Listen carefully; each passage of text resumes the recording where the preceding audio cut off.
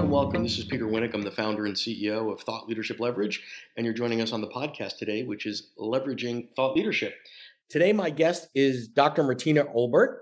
She is the world's leading expert on creating meaning in business. Now, we could stop there with her bio because I think that's fascinating enough, but I'll add a high-level points there. She's recognized by Forbes as a global authority on brand meaning.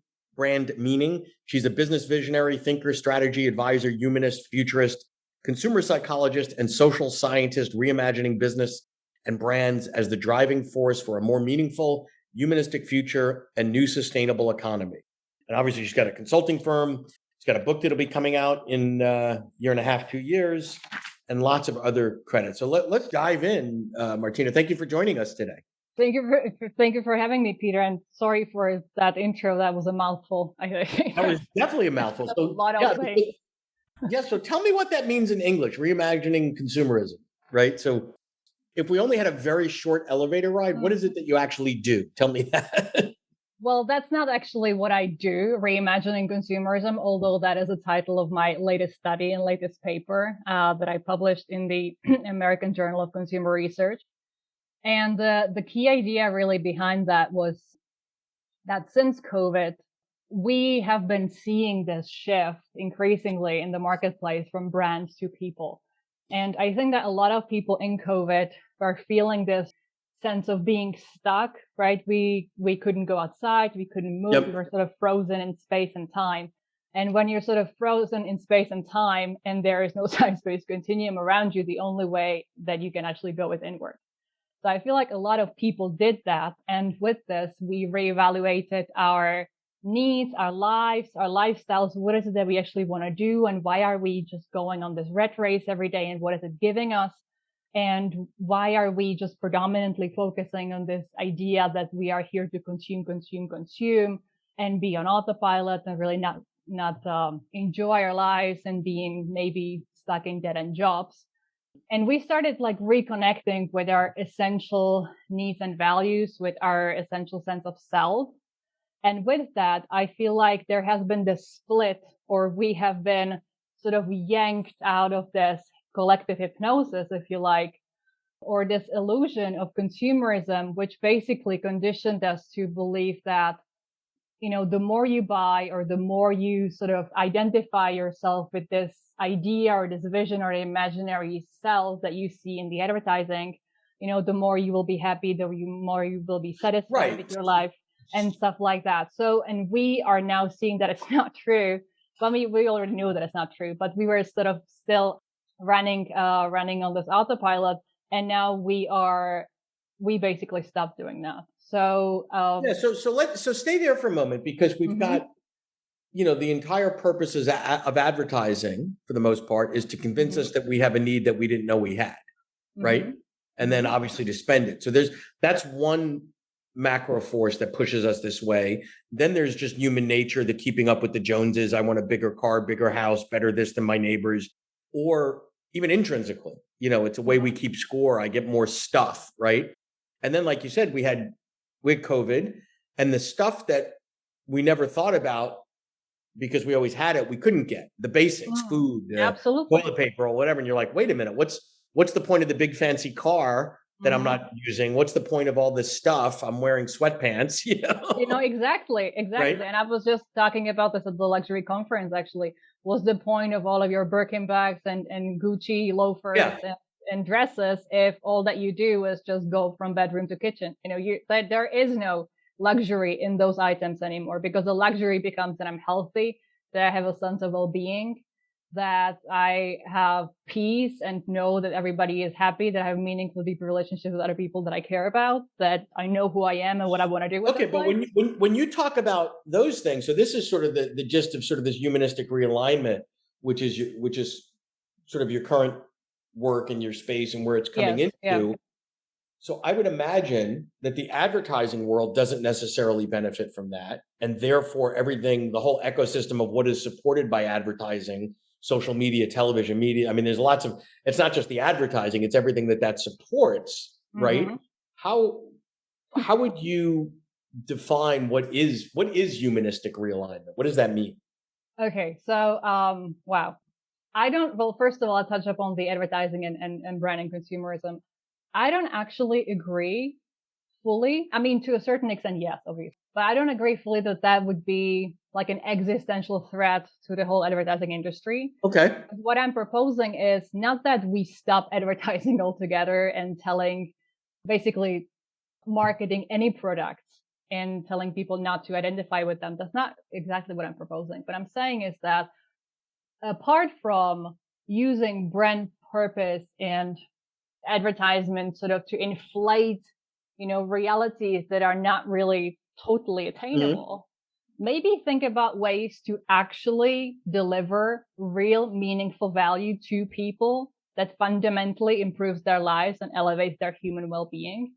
So like add to that perspective and expand that perspective and maybe start thinking about what other forms of value can I create as a company that will meet those higher and more essential needs through Yep. So, innovation, through so new product development, through actually not forcing us into this reductionist box of you are a consumer and understanding that we are not here to be consumers of brands, right? To maximize their bottom line. The reverse is true. Businesses and brands are here to serve people as human beings, and they have to give us some kind of meaningful human value that improves our lives. Otherwise, why are we consuming something that is not good for us? Like that doesn't really so fundamentally make any sense. right. So let's talk about sort of the application of your thought leadership at the organizational level. If Mm-hmm. I'm a luxury brand, if Mm-hmm. I'm Gucci, I'm pretty happy selling, a leather shoe that cost them $30 or whatever for $800, right? Because that's a pretty good business model if you can do it. And if I'm the consumer in the current or the previous sort of universe, Mm-hmm. there was something I got $800 worth of value or perceived value from the shoe because it's got the little G logo and I feel cool or I don't know, whatever, prestigious when I'm wearing it. It's social signaling and whatever. How do you change the way you operate from a business perspective to align this humanistic thinking? So, great question. I would just maybe make a slight alteration. So, Sure. luxury brands wouldn't be the ideal example of this. Okay, so give me an ideal example. Only because of the fundamental reason that the whole luxury brand is based on meaning and the excess of symbolic value over the actual functional value of the product. So Okay, so they're what all businesses? Where is the biggest opportunity okay, more if it's a luxury functional. brand? Yeah. So what I'm thinking about right now are actually two really good opportunities for big global corporations. And one of them would be in the beverage industry. So for Mm-hmm. instance, I was thinking, why are we still selling people like chemically based overly sugary drinks if we know already that they're not good for us? They like throw our metabolism out of whack. Sure. Excess sugar increases inflammation. Inflammation leads to all sorts of Right. diseases, including cancer. Why are we doing this? What, why are we not using COVID as the new lens to see businesses and what people actually need when we are going through a whole array of symptoms, including neuropathy or, long COVID or having brain fog and having like decreased mobility or performance. So for instance, why are we not using this as a lens through which to look at the world to see the new opportunities for creating entirely new categories of products that will actually help us with performance, with nutrition, with optimizing. But those two things are not mutually exclusive. So I would say, great. Yeah, The market, definitely. They're not there. And that's why I said it's an expansion of the right. current way that we see business. And it doesn't necessarily mean that, what we did back in the old normal will all cease to exist and we will all be just happy, go lucky and healthy and 100% just focus on performance. I mean, people have vices. They like stuff that's not good for them. Great. But we also equally need to be catering to the things that are good for us, that are actually improving our well-being. Yeah, and I was just saying that there's a market for both. I mean, the the lifestyle, someone might have a lifestyle where they eat healthy, they work out, they do great things, et cetera. And then they might say, you know what? Once a month I like a Coke. I know it's horrible for me and it's full of sugar and all that, but once a month it's not going to kill me and it's a vice I have, or I want a candy bar or, Yeah, whatever. But most of the time, I like to consume things that are healthier or at least not destructive to who I am. So I that's definitely. an important point. Unless it's not like 5 liters a day. Yeah, right. Exactly. I Exactly. mean, you are in charge of your own well-being. So that is, I guess, the number one thing to say, that that people are the change engines in the world. I mean, it So, cannot be all left to brands. right. If you're enjoying this episode of Leveraging Thought Leadership, please make sure to subscribe. If you'd like to help spread the word about our podcast, please leave us a review and share it with your friends. We're available on Apple Podcast and on all major listening apps, as well as at thoughtleadershipleverage.com/podcasts. So one of the other things that you talk about and write about and think about is this concept of purpose versus meaning, right? So Mm-hmm. I would argue there's a lot of noise out there Yeah. under both of those topics. And some of it is really marketing under the purpose banner, right? Because people claim to be more purpose driven or more meaning driven. Let's start with from your definition. What's the distinction between purpose versus meaning? I think that the easiest, Existential question. yeah, no, and it is an existential problem, that the whole purpose agenda in the industry. I feel like the simplest way to say it is that the purpose is the internal guidance or internal compass for the brand or for the organization.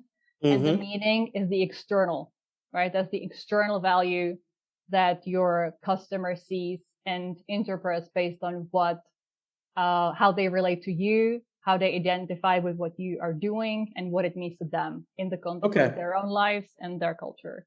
So that's So more, so the organizations have more control over the purpose than necessarily the meaning I assign to it might be more subjective as a consumer. Is that yeah, well, yes and no. It can be subjective because every single person is an individual and has different values.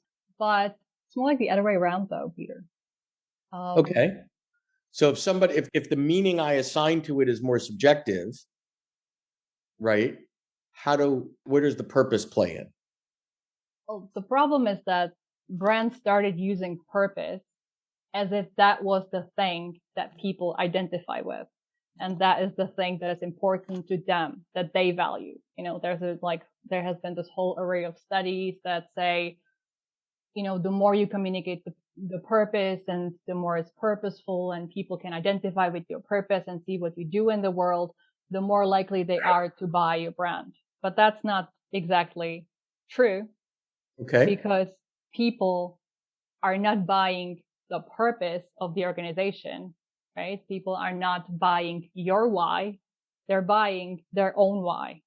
They're assigning a why to it, and that either aligns with your why or Exactly. There is okay. the customer's why. It's not the brand's why, right? And Okay, so that it's is not so where the there is brand. the fundamental disconnect.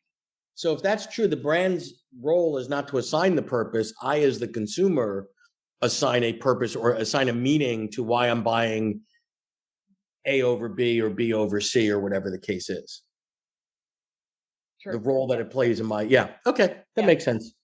Talk about sort of what you're seeing as a thought leader from a business perspective, because this is your business, this is what you do for a living. How is it changing and evolving now in this? I hate to say post-COVID because every time I've said that over the last 2 years, I've been Yeah. wrong. But this current we don't know, right? this current phase of being in between phases of COVID or Yeah. whatever we are. Yeah. So what is it how does that impact your business? What are you doing differently? What are you doing more of today than you were a year or two ago? What do you want to be doing more of in a year from now? Well, in my business, you Yeah, mean? yeah, yeah. In your business as a thought leader.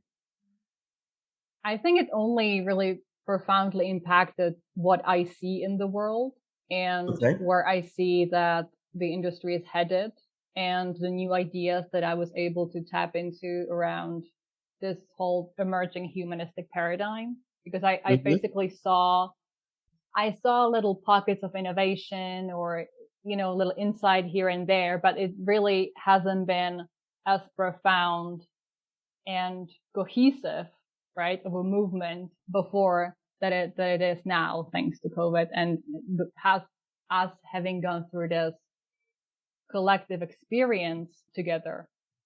So I feel like the COVID pandemic really has served as sort of an accelerator of a business change, something that was very much needed, but we weren't really globally on the same page at the same time to make it happen. Right.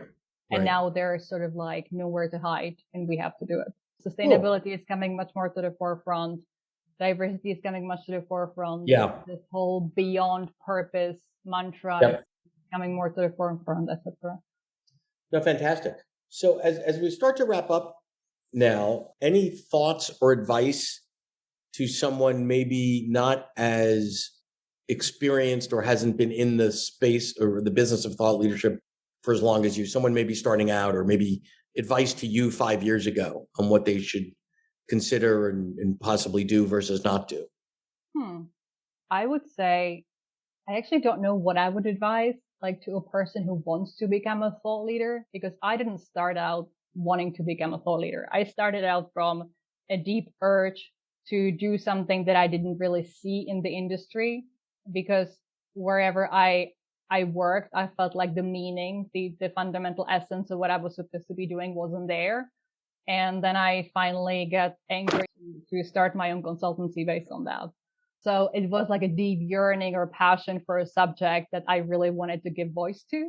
And that's what sort of led me to this path to create or carve out my own niche and start looking at the business landscape from the point of view of meaning and what it means and how it informs all the different functions and value creation in the space. But maybe like find your niche, find something that you really are passionate about and can add a lot of value to, so that it will package you and give you a voice and give you a platform. And basically, rather than jump from one topic to another and see what works, maybe just hone the craft and the expertise and really dive a bit deeper so that you have a lot more knowledge on the subject in that particular area than anybody else. Maybe like try, rather than trying to be everything to everybody, be a deep expert in one thing. Perfect. Well, it's been great. I appreciate your time and your insights, and got everybody thinking a little bit differently than we normally do. So appreciate that. Your time, Martina. Thank you, Peter. To learn more about Thought Leadership Leverage, please visit our website at thoughtleadershipleverage.com. To reach me directly, feel free to email me at peter@thoughtleadershipleverage.com. And please subscribe to Leveraging Thought Leadership on iTunes or your favorite podcast app to get your weekly episode automatically.